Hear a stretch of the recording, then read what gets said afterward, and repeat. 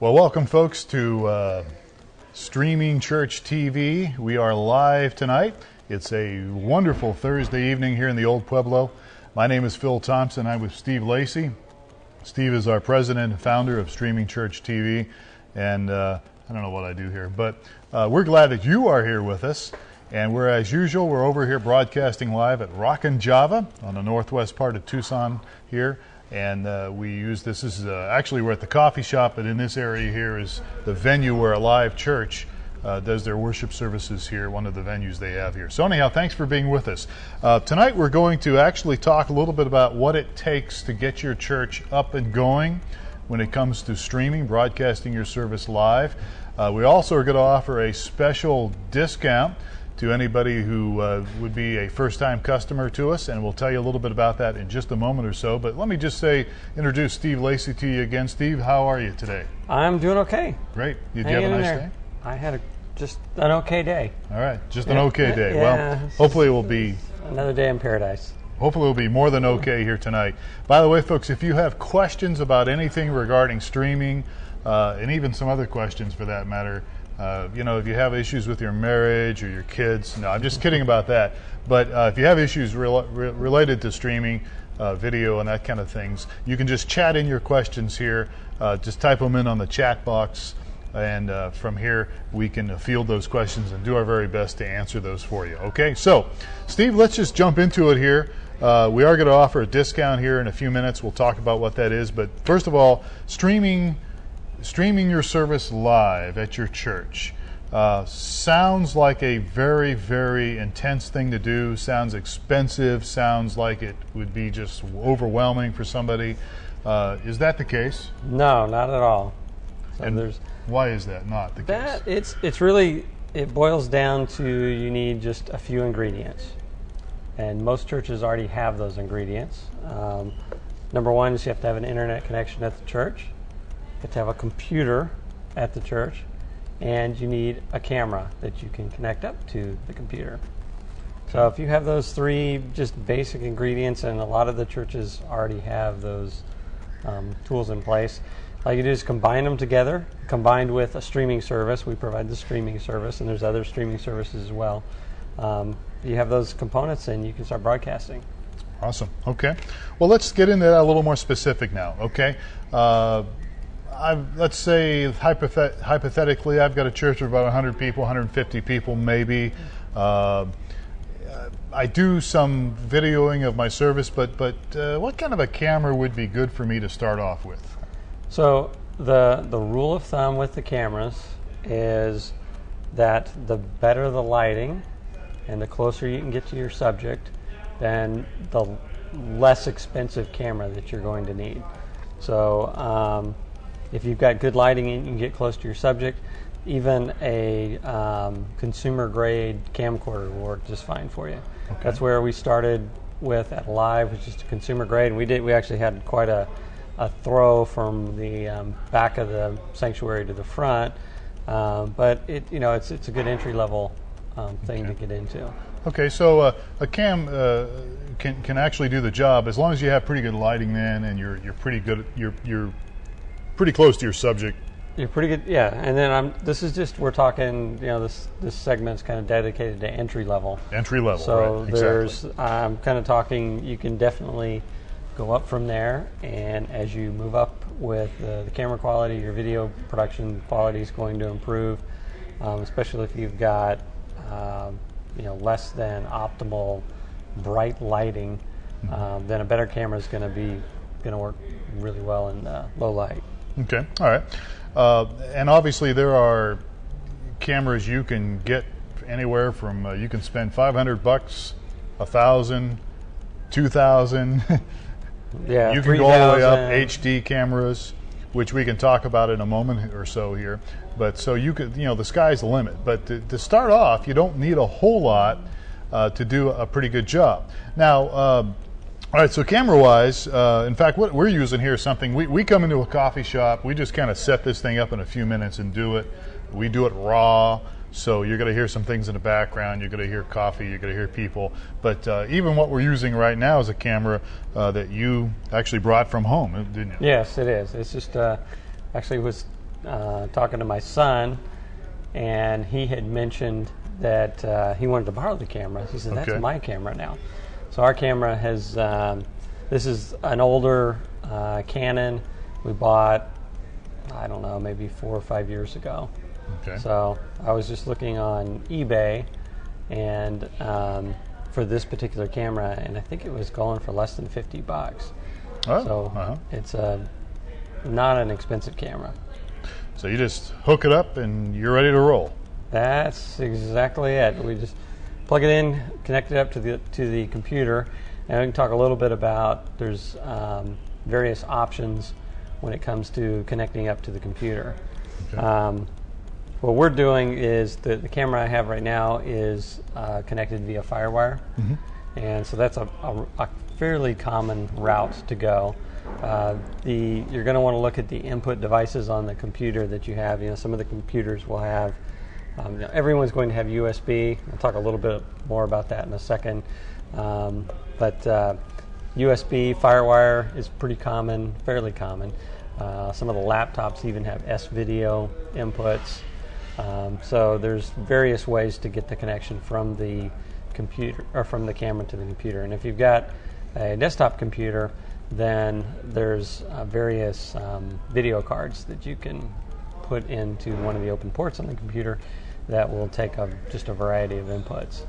What kind of a video card do you recommend off the top? Well, I just had a discussion with Eric, our server guy, and he said claims to be the encoding pro, and they were recommending the Osprey line of cards, right, which goes from an entry level of about $150 for a video card all the way up to the top of the line. I think is like a $1,700 video card that's kind of geared for streaming.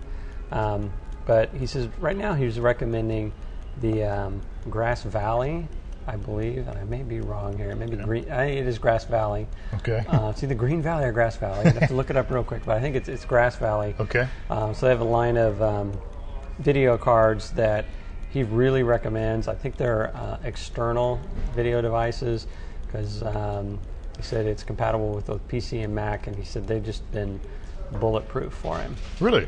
So he highly recommends the Grass Valley, and they too also have a line of all the way low end to high end, so you can kind of choose where you want to jump in. Yeah, Grass Valley is the name. You can just do a Google search on it if you want Grass Valley video cards. Okay, interesting. All right, let's move on here a little bit. Okay, computer.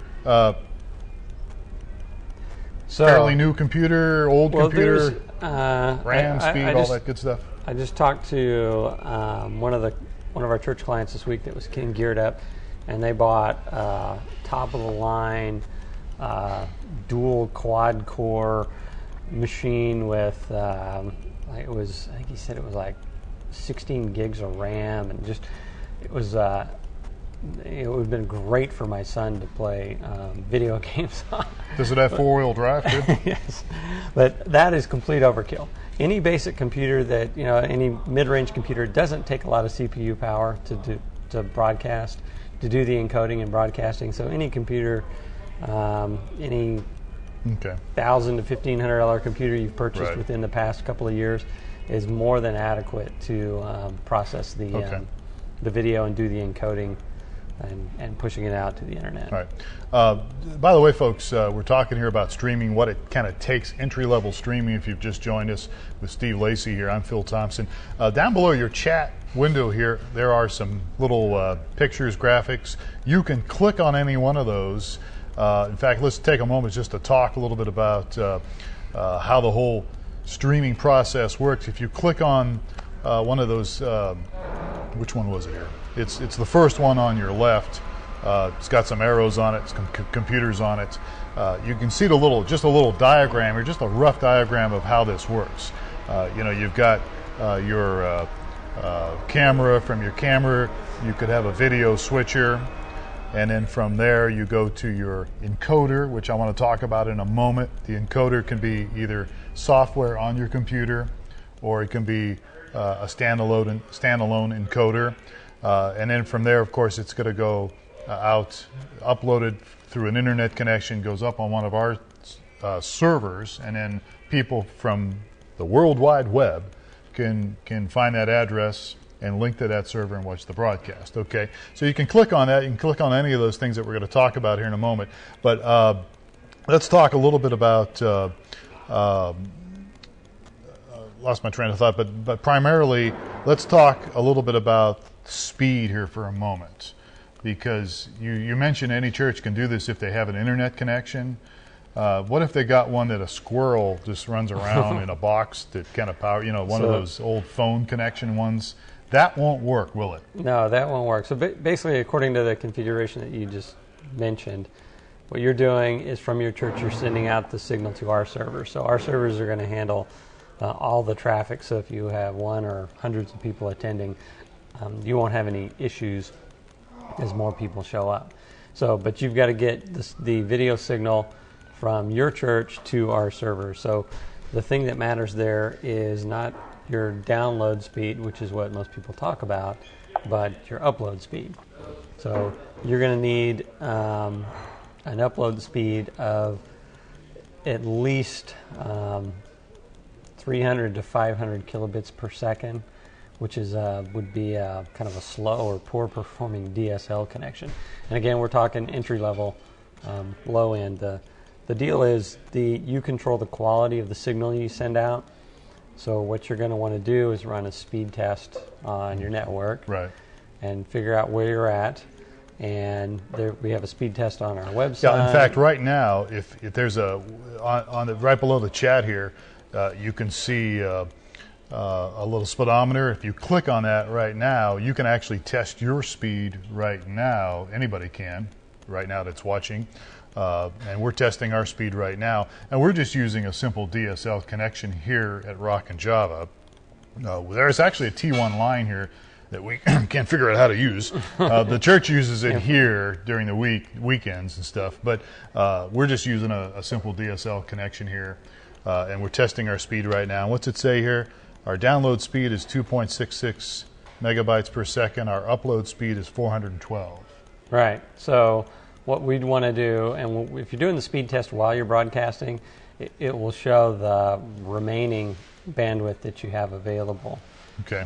So if you were to go through and test your upload speed, and let's say it was 412 kilobits per second, you'd want to make sure that you broadcast at no more than 300 kilobits per second. Okay. So, and that's combined audio and video. Okay, and I want to get to that in a second, because for a lot of people it's like, oh, that sounds Greek to me. What do you mean? How do we control that?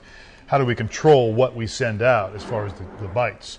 And here's how you do it, folks. You have to have an encoder that takes this signal and basically translates it and makes the video signal usable for people to watch. And the way you do that is you can find an encoder. Now, Adobe Flash, which a lot of us are familiar with Adobe. Adobe Flash makes a media encoder, and that encoder is something you can actually download on your computer. It's free. It's software you can download, and then you can set that up. Now, again, under our chat is a little bit of a picture of an encoder, which I'll click on right now, and you can click on it where you're at if you want to watch it. Oops, I'm sorry, that's not the encoder. That's just where to get the encoder. Sorry. Right.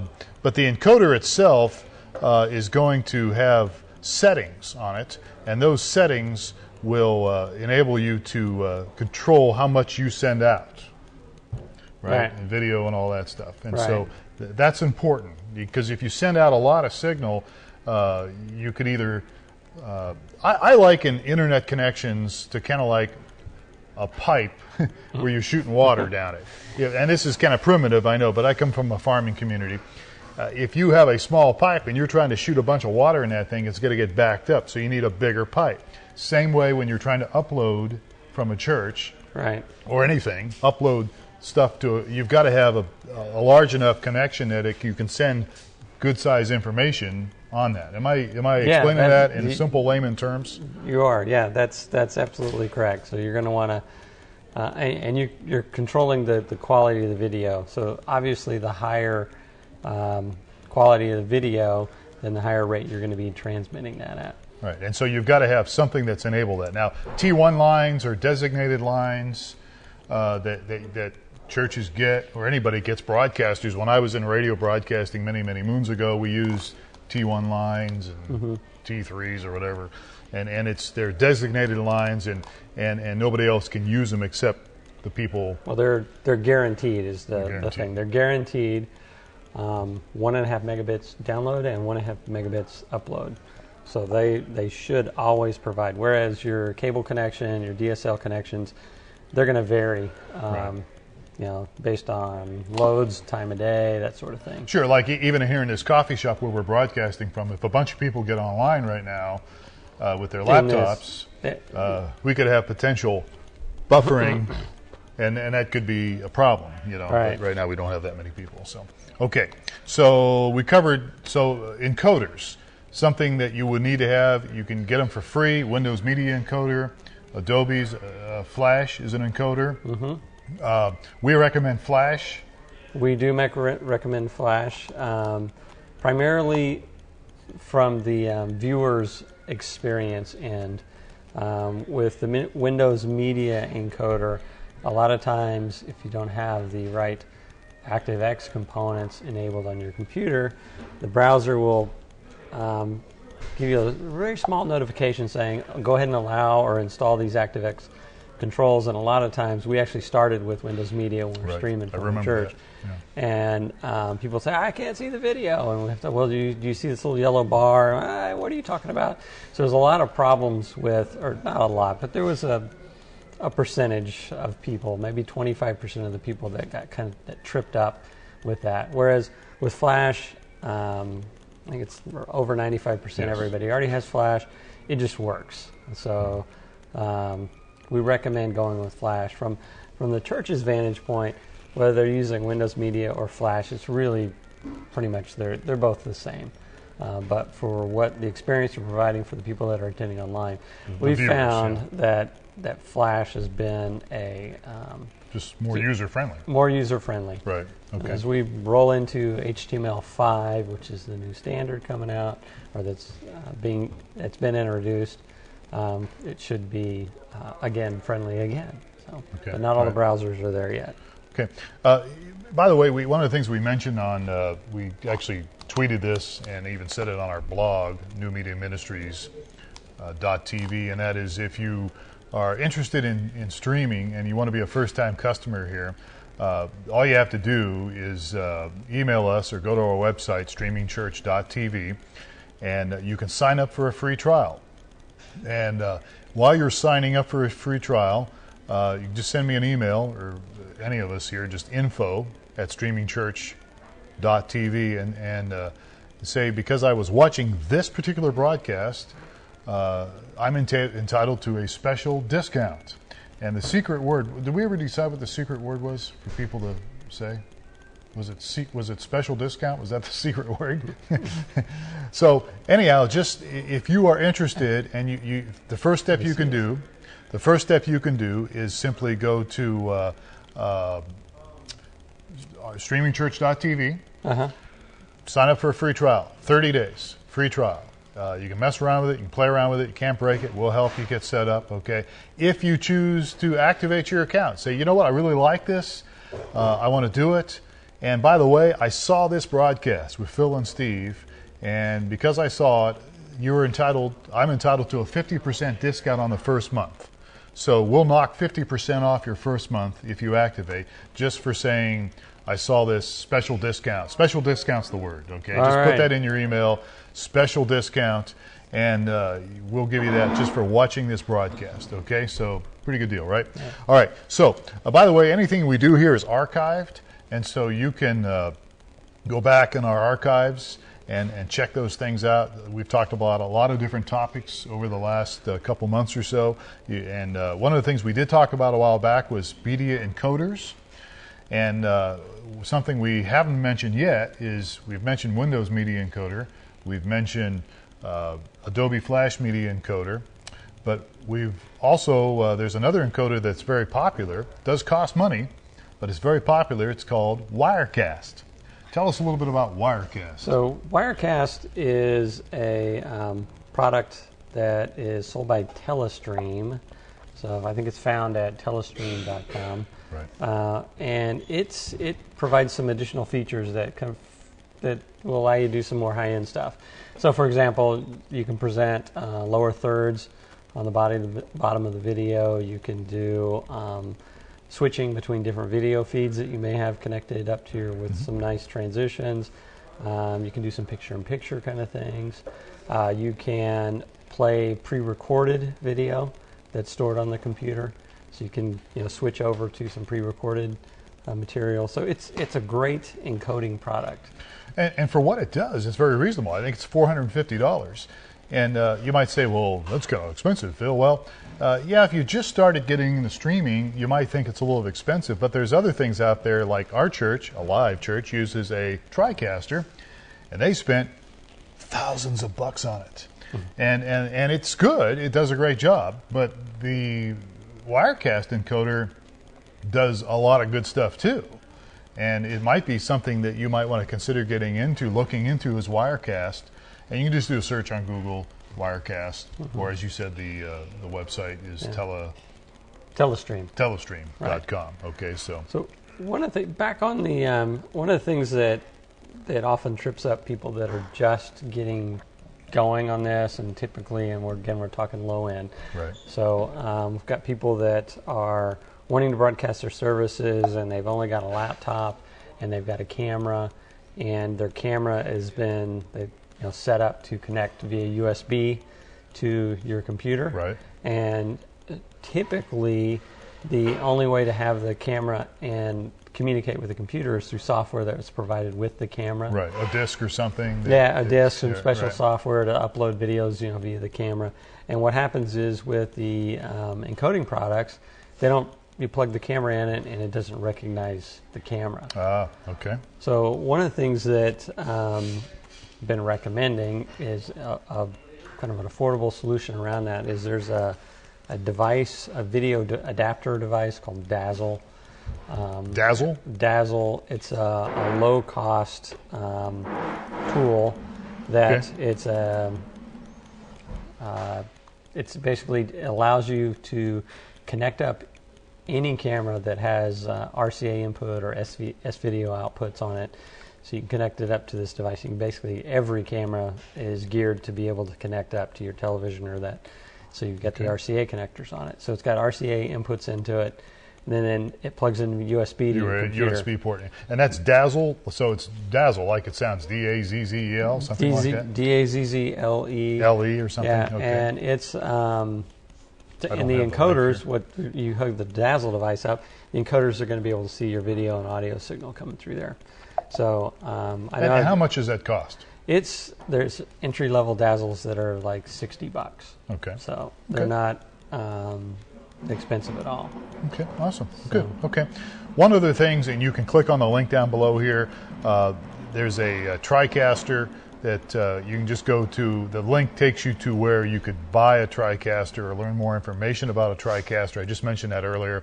Again, a little more expensive thing, especially if you're doing entry level, might not be something you want to follow through with, but a TriCaster is what our church uses.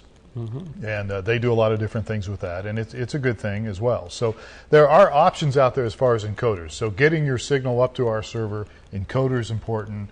And again, doesn't have to be real complicated to start off, can be very good. Okay, so we've covered a little bit about cameras here. We've covered computers. We've covered internet connection, making sure you've got a good speed on your internet connection, and encoders. And by the way, again, if you're interested in streaming with us, you can just simply go to StreamingChurch.tv, look it over, and then you can sign up for the free trial, 30-day free trial. We'll get you up and running. We've got great customer service.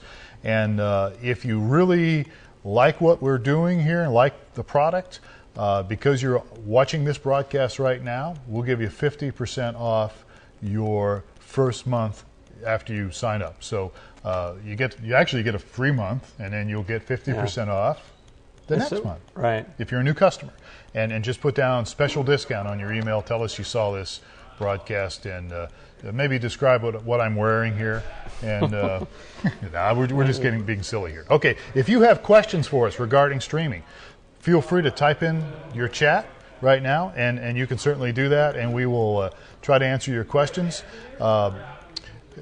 We will do our very best to do that, anything that we can do to help. Okay, Steve, encoders, internet connection, yeah, what else? Well, one of the things I was just going to say is we get a lot of people that call in and have questions about, this or that, and what I really recommend is just go out and, the Nike motto, just go out and do it. Just go out and create an account, get your camera hooked up, and experiment and see how things are going to work. It's not there's no obligation. All you're going to do is learn, Sure. what you may need, what didn't quite work for you, or, just a lot of times how easy it is to get some results fairly quickly. Yeah, it really is. It's a good thing to do. Now, there are some things that I would always recommend. And we're going to have a guest here in a couple of weeks, Greg Atkinson, who actually goes to churches and really helps them a lot of things. And one of his big points about streaming is, make sure you do some things right. Even if you're doing an entry-level thing, you can certainly do some of that entry-level stuff right. You can make sure your sound is clear. Right. Your lighting is good. Your camera placement is good. Right. You're going to want your audio levels are good. There are some churches that are using our services that the audio levels are not where they should be. That's few and far between, but I have come across it. Sure. So, and one of the things that we really promote is that streaming's been around for a little while, and to move beyond just the novelty of getting video and audio out on the web, and treat it as a campus for your extension of your existing church, and try to replicate some of the things that you have in your physical facility. Make sure that there's people there greeting and saying hello, and on the chat. So when people log on to watch your service, they log on to watch the broadcast, kind of like they're doing now. Have somebody there as a host, or what we call web pastor, who can welcome those people. Hey, thanks for watching us. Have them available to kind of answer any questions people have about the church, make them feel welcome. Right. Direct them to different areas. So when you say replicate what's going on in the church, what you mean is online, people can actually see the whole thing, and be a part of things. Okay, one of the questions we got here: say I am not in a church building, but traveling with my tent. Can I simply broadcast from a laptop? Steve? Yes, you can. What the challenge there is going to be, and we have lots of churches that are broadcasting from the laptop. You're going to want a consistent internet connection where you're at. So again, going back to what we talked about earlier, it's got to be a good internet connection. It's got to be an adequate internet connection. I've actually had a phone call from somebody that did a remote facility, and they pulled out their cell phone and they connected their computer up to their cell phone Wi-Fi, and then attempted to broadcast at the normal rates that they were at their home church, and they were having issues because they were trying to broadcast at 300 kilobits per second. Wasn't working. And their upload speed on their phone was more like 30 kilobits per second. Okay. So you can, you can do some wireless internet kind of things, but you're going to want to know where your internet connection speed is and broadcast at least 100 kilobits per second below your worst experience score. Yeah.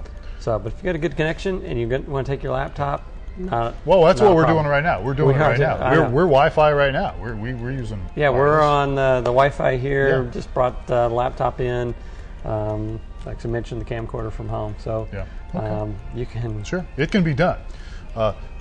Just do the best you can with what you've got, and I think that if you put a good effort into it, then it will help. Okay, we're about running out of time here. If you have any questions with us, we're going to hang around here even after we stop the video. We will be on chat here for a while, so you can ask questions here, or you can just ask us a question at info@streamingchurch.tv, the email address. Or you can Steve at streamingchurch.tv, Phil at streamingchurch.tv. You can check us out, and if there's anything we can do to help you in any way, we're here to serve. Part of our purpose and mission is to help churches, help ministries, and so we want to be available to you. Steve, we're basically out of time. We're out of time, yes. But thank you very much for joining us you. today. Thanks for and hosting. Folks, thanks for watching us. And again, if you want to take advantage of our special offer, please do so. Just let us know, okay? Time's up. Have yourself a great evening and a great week, what's left of it, and we'll catch you next Thursday here at the same time, same place. Thanks. God bless. Have a great day. All right. Bye-bye. Night.